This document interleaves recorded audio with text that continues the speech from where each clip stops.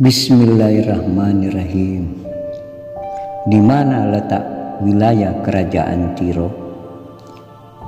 Kini wilayah kerajaan Tiro masuk Kecamatan Bontotiro, Kabupaten Bulukumba. Kerajaan Tiro adalah kerajaan kecil dan sebagai palili bergantian beberapa kerajaan besar seperti Kerajaan Luwu, Kerajaan Goa, dan Kerajaan Bone. Pemimpin tertinggi di Kerajaan Tiro disebut Karaeng.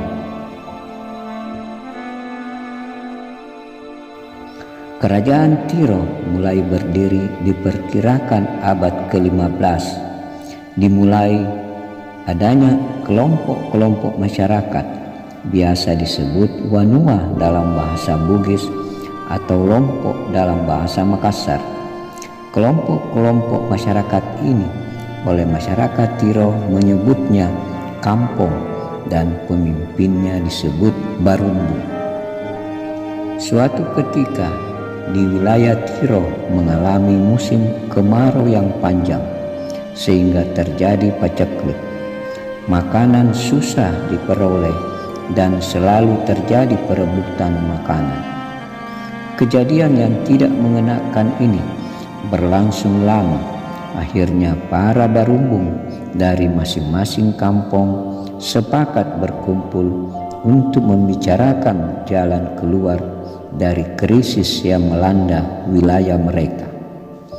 Namun hasil pertemuan tidak menemukan jalan keluar. Suatu saat tiba-tiba terlihat di langit ada pelangi di tengah terik matahari. Ujung dari pelangi ini memancarkan cahaya terang di atas sebuah bukit. Anggota masyarakat yang melihat kemudian melapor kepada masing-masing barumbung. Selanjutnya mereka mendatangi lokasi bukit itu.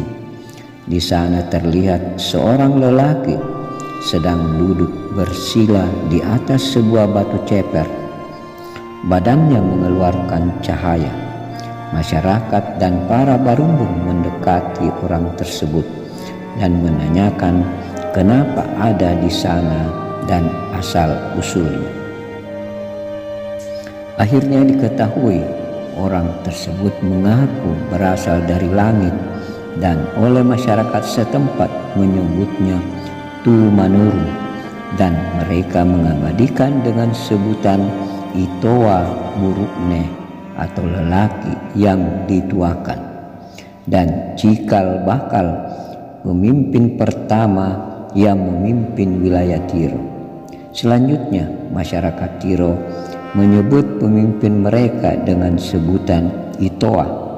Selama berlangsungnya masa Itoa, ada 8 orang menjabat sebagai Itoa.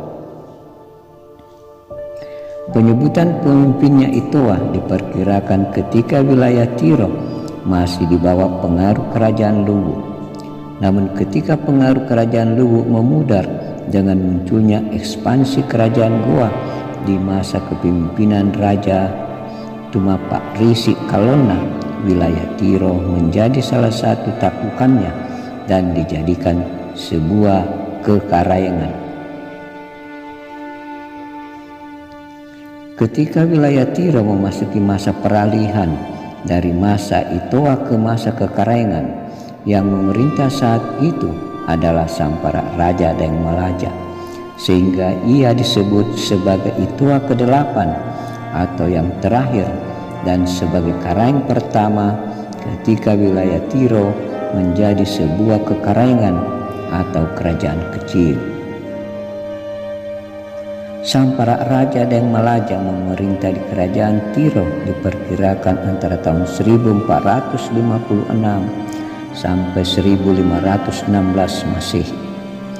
Wilayah kerajaan Tiro tersebar dari wilayah bernama Salu-Salu, Salamonte, Basokeng, Hila-Hila, Erelebu, Caraming sampai Kalumpang. Tidak banyak catatan tentang bagaimana Sampara Raja Daeng Malaja memerintah selama masa kepemimpinannya. Cuma catatan pertanyaan yang tersisa, mengapa ia dikuburkan di kuburan batu di pantai Samboang, wilayah Tiro? Menurut cerita rakyat ada 3 versi.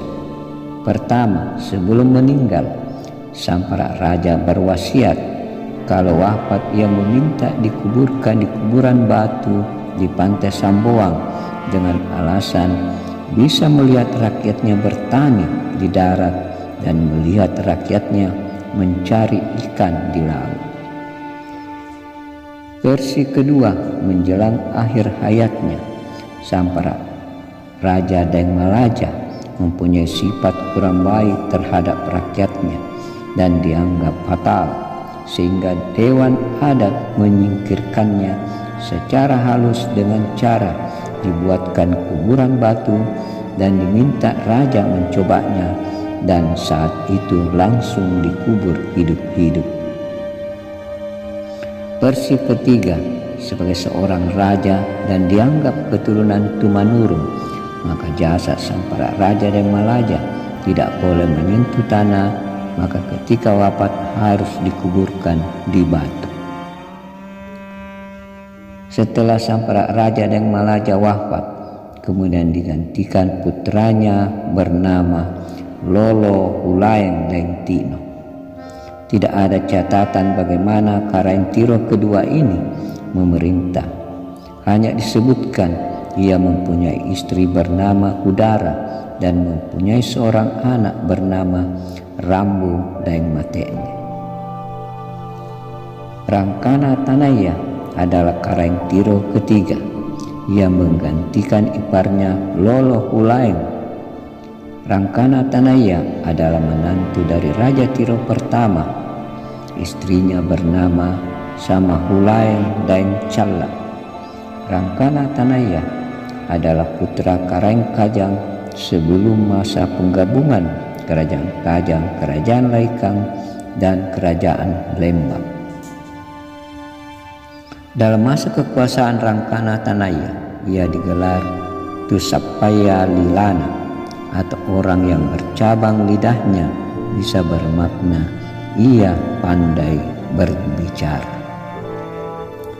Setelah Rangkana Tanaya wafat, ia digantikan putranya bernama Dongko Daeng Mirate sebagai Karaeng Tiro keempat. Di masa pemerintahannya, Dongko Daeng Mirate mempunyai kemampuan berdiplomasi sehingga kerajaan Tiro terbebas dari peti kepada kerajaan Goa. Kemampuannya itu pula sehingga ia berhasil mempersunting seorang janda bangsawan Goa bernama Lokmo Daeng Tapaja, bekas istri Karaeng Barwangi. Sebelum menikah dengan Lombok Daeng Tapaja, Dongko Daeng Mirate mempunyai istri bernama Dunia Daeng Malino dan mempunyai 2 anak, yaitu Telok Daeng Manurung dan Ranggaya Daeng Ilala.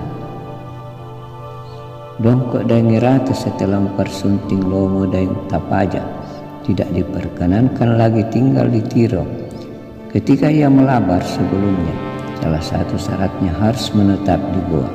Maka untuk mengisi kekosongan jabatan Karaeng Tiro, lalu diangkat Tiro Daeng Sirikang, saudara Dongko Daeng Mirate, sebagai Karaeng Tiro kelima. Namun Tiro Daeng Sirikang tidak lama menjadi Karaeng Tiro. Ia kemudian berangkat ke Pulau Selayar dan tidak pernah lagi kembali ke Tiro dan memilih menetap di Selayar.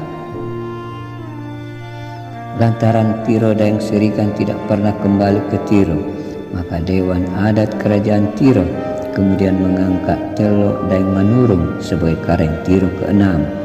Ia merupakan anak dari Dongko Daeng Mirate dari istri Dunia Daeng Malino. Telok Daeng Manurung digelar Karaeng Uhanga dan ia mempunyai 3 istri dan 3 anak.